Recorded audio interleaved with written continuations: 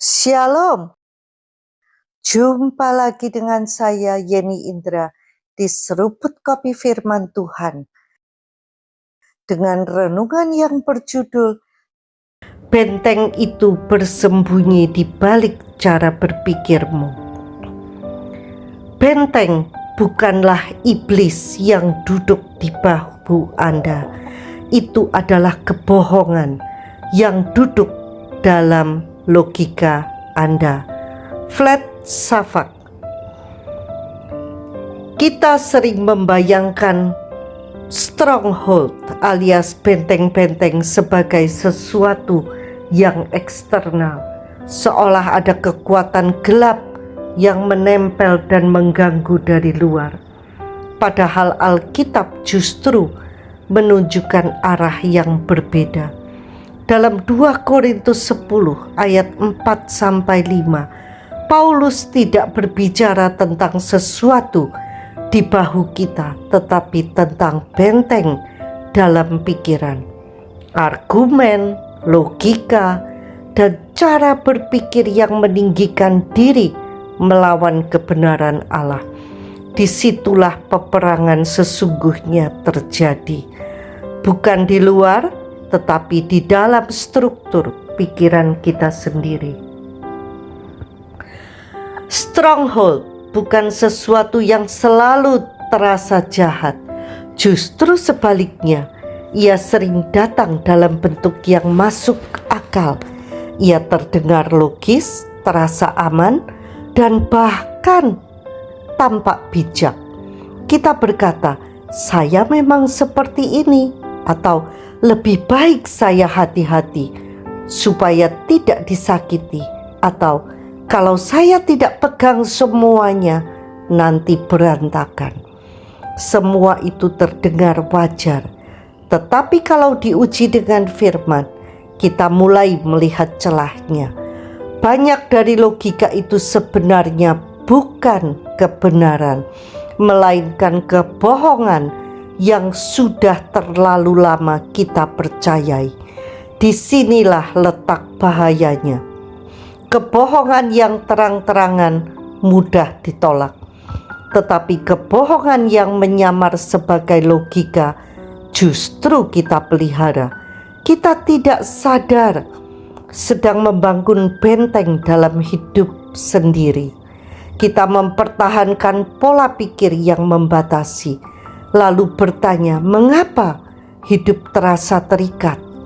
Padahal bukan karena kita kurang doa, tetapi karena ada pola pikir yang belum ditundukkan kepada kebenaran. Yesus berkata dalam Yohanes 8 ayat 32 bahwa kebenaran akan memerdekakan kita. Artinya jelas, jika masih ada area yang belum merdeka, kemungkinan besar di situ masih ada kebohongan yang belum dibongkar. Dan kebohongan itu jarang datang dalam bentuk ekstrim. Ia hadir dalam keputusan sehari-hari, dalam cara kita menilai diri sendiri, dalam cara kita menilai orang lain, dalam cara kita meresponi situasi. Dalam kehidupan relasi, kita bisa membungkus ketakutan dengan istilah kebijaksanaan. Dalam bisnis, kita bisa menyamarkan kontrol berlebihan sebagai tanggung jawab. Dalam kehidupan rohani, kita bahkan bisa mengira usaha keras kita adalah iman, padahal sebenarnya kita belum sungguh-sungguh memahami anugerah. Tanpa sadar, kita hidup dari asumsi yang tidak pernah diuji. Paulus tidak mengatakan kita mengusir benteng. Ia berkata kita meruntuhkannya. Itu berarti ada proses aktif menghadapi, menilai, dan mengganti. Setiap pikiran yang tidak selaras dengan firman perlu dikonfrontasi. Bukan dengan emosi, tetapi dengan kejelasan. Kita bertanya dengan jujur, apakah ini benar menurut Tuhan atau hanya terasa benar? Menurut saya, proses ini tidak instan. Ini adalah disiplin. Setiap hari kita memilih untuk tidak lagi membiarkan kebohongan duduk nyaman dalam logika kita. Kita menggantinya dengan kebenaran berulang kali sampai pola lama kehilangan kekuatannya.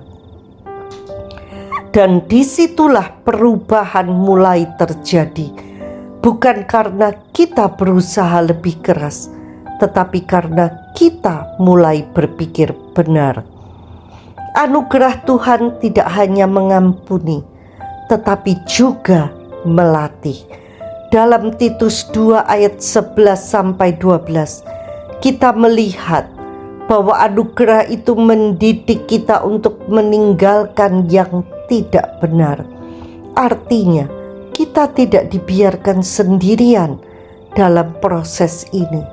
Kita dipimpin, dibentuk, dan dikuatkan untuk hidup selaras dengan kebenaran.